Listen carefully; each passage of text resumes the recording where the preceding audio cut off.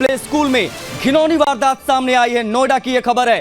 Play school के washroom में spike cam मिला है। स्पाइक कैमरा मिला। स्कूल डायरेक्टर ने लगाया था वॉशरूम में स्पाइक कैमरा।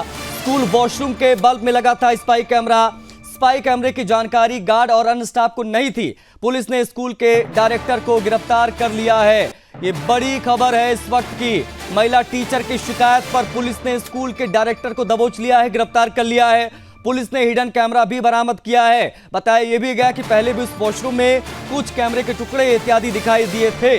नोएडा के थाना फेज 3 पुलिस ने मामला दर्ज किया। इसी साल ये स्कूल खुला भी था और नवनीत सहाय जो इसका डायरेक्टर है उसको सेक्टर 70 से गिरफ्तार किया। बताया जा रहा है कि स्कूल निदेशक के खिलाफ एक महिला टीचर ने ही शिकायत की थी। टीचर ने बताया कि जब वो एक दिन टॉयलेट में गई तो देखा कि बल्ब के होल्डर में एक हिडन कैमरा लगा हुआ था। टीचर का आरोप है कि इससे पहले भी वॉशरूम में एक कैमरा मिला था। उस वक्त भी कोऑर्डिनेटर से शिकायत की गई थी लेकिन कोई कार्रवाई नहीं की गई। ये बड़ी और हैरान कर देने वाली खबर है इस वक्त जो हम आपको बता रहे हैं। बच्चों की सुरक्षा में सेंध, महिलाओं के साथ जिस प्रकार से वॉशरूम में ये कैमरा लगाया गया और ये हैरान कर देने वाली तस्वीरें सामने आई हैं। ये बड़ी खबर इस वक्त की।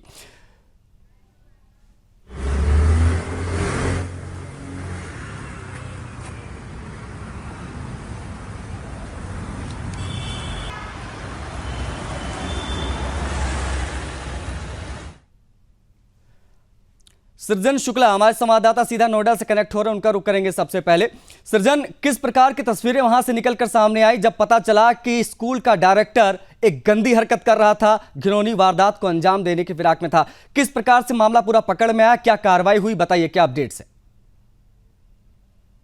जी बिल्कुल, आपको बता दें कि ये मामले की जानकारी हुई जब महिला टीचर ने उस हिडन कैमरे को देखा बाथरूम में, तो त्वरित उसकी शिकायत की। उसके बाद मौके पर फेज 3 थाना ने मौके से डायरेक्टर को गिरफ्तार तो कर लिया, लेकिन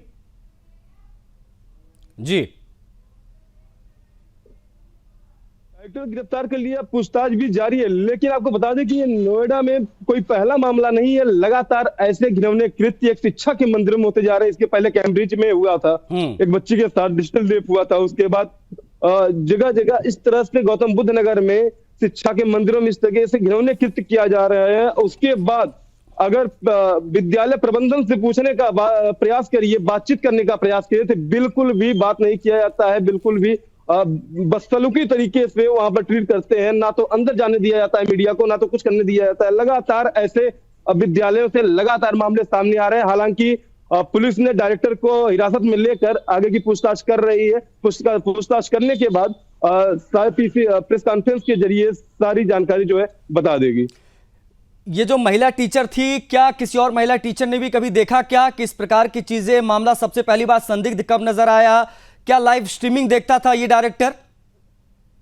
बिल्कुल, आपको बता दें कि ये लाइव स्ट्रीमिंग आज से नहीं, ये काफी समय से, विगत कई महीनों से लगातार ये हिडन कैमरों के जरिए लाइव देखता था अपने फोन में। और इसकी शिकायत भी की गई थी, एक बार आवाज भी उठाया गया था, लेकिन उस पर कोई कार्रवाई नहीं की गई क्योंकि ये डायरेक्टर था जिसकी वजह से इसके लोगों को धमकाता रहता था, जिस वजह से इसके ऊपर कोई कार्रवाई नहीं की गई। हालांकि जब मुद्दा और ज्यादा बड़ा हो गया, जब इस महिला ने जाकर के वहां पर फेज 3 थाने में शिकायत दर्ज किया, तो फेज 3 थाना की पुलिस त्वरित जो है कार्रवाई करते हुए डायरेक्टर को हिरासत में ले लिया है। ठीक है सृजन, आप बने रहेगा हमारे साथ पूर्व एसीपी वेद भूषण साहब भी कनेक्ट हैं, स्क्रीन पर दिखाई दे रहे हैं। वेद भूषण जी, बहुत स्वागत है आपका सुदर्शन पर। सर, इस प्रकार की जो घिनौनी वारदातें होती हैं, इस पर किस प्रकार से ब्रेक लगाया जा सकता है, किस प्रकार से नकेल कसी जा सकती है? क्योंकि कैम्ब्रिज के बाद में एक प्ले स्कूल का ये मामला सामने आया जहां पर वॉशरूम में एक हिडन कैमरा पाया गया है। एक महिला टीचर इसकी शिकायत थाने में जाकर की, तब कार्रवाई हुई है।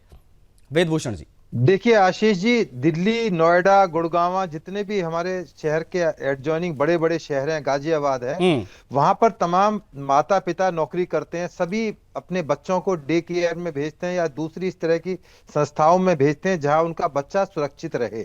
परंतु जब एक छोटे बच्चे के साथ में जो माइनर है, यदि उनकी डे केयर का प्रिंसिपल या जो उनका मालिक है, यदि इस तरह से उनकी वीडियोस बनाएगा या स्ट्रीमिंग करेगा या देखेगा, ये एक ऑफेंस है। पॉक्सो एक्ट इसके लिए बहुत पहले से इंट्रोड्यूस हुआ है।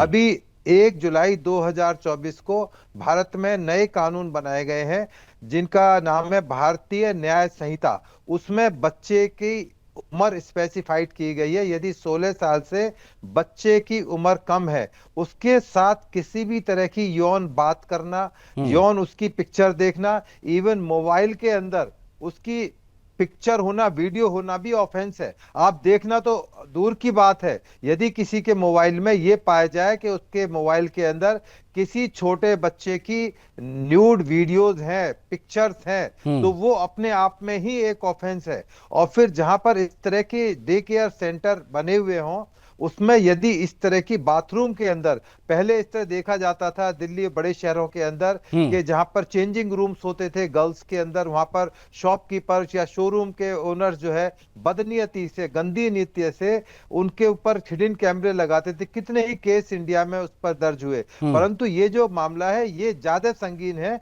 क्योंकि छोटे बच्चों से जुड़ा हुआ है, लोगों के विश्वास से जुड़ा हुआ है। आप जो डे केयर के सेंटर्स पूरी दिल्ली, पूरे मुंबई, बड़े बड़े शहरों में बने हुए हैं, जहां पर मेट्रोपॉलिटन सिटीज के अंदर माता पिता दोनों ही वर्किंग होते हैं, तो वहां पर बच्चों को भेजना जरूरी है। परंतु ये तमाम चीजें यदि एक्सपोज ये हो रही अच्छा, हैं, वेदभूषण जी, चूंकि अभी अब जब ये मामला सामने आया तो पिछले मामलों की भी बात जरूरी हो जाती है। कैम्ब्रिज में हमने देखा, नोएडा के एक स्कूल में इस प्रकार की चीजें हुई। सोनभद्र का एक मामला याद आता है जहां पर एक जो बच्चियां हैं उनके जो वॉशरूम उसके पास में एक हिडन कैमरा दिखाई दिया, उसमें भी कार्रवाई हुई थी। नहीं लगता सर कि एक सिलसिलेवार एक्शन होना चाहिए, पुलिस की तरफ से भी बाकायदा जांच पड़ताल होनी चाहिए तमाम स्कूलों की, ताकि चीजें आइडेंटिफाई रहें कि कहां पर किस प्रकार की स्थिति है। अगर चीजें कंफर्टेबल नहीं है तो वहां कोई अपने बच्चे को क्यों भेजेगा, कोई महिला टीचर वहां पढ़ाने क्यों जाएगी? बिल्कुल, जो आज डिजिटल का टाइम है और कानून भी डिजिटल की तरफ जा रहा है, पूरा हिंदुस्तान डिजिटल की तरफ जा रहा है। तमाम वीडियो कॉन्फ्रेंसिंग से एविडेंस हो रही हैं। यदि जो डे केयर जिसकी हम बात चर्चा कर रहे हैं, यदि उनके मालिक ने, मिस्टर जो सहाय हैं जो अरेस्ट भी हो चुके हैं, यदि उन्होंने वीडियो बनाई है या देखी है या उनको ट्रांसमिट किया है, ये एक इन्वेस्टिगेशन का विषय है। और क्योंकि तमाम चीजें नहीं सर, ये चीजें मैं एसीपी साहब, मैं बताऊं आपको कि ये 10 तारीख का ही पूरा मामला था जब पहली बार ये चीजें चर्चा में आई थी। उसके बाद में अब जब पुलिस से इन्वेस्टिगेशन की है इस पूरे मामले में, तो पता चला है कि उसके लैपटॉप में भी कुछ चीजें मिली हैं संदिग्ध। और दूसरी बड़ी चीज है कि जो कैमरा उसने बल्ब के होल्डर में लगाया था सर, ये कैमरा उसने ऑनलाइन खरीदा था 2200 रुपए का। इतनी चीजें अब तक सामने आई हैं। अब यहां से क्या सुसंगत धाराएं हैं, किस प्रकार के ऊपर इसमें एक्शन होना चाहिए आपके इस हिसाब से? क्योंकि महिला टीचर ने इसकी शिकायत की है, ना सिर्फ बच्चों का मामला बल्कि महिला टीचर्स का मामला जो वॉशरूम यूज करती हैं।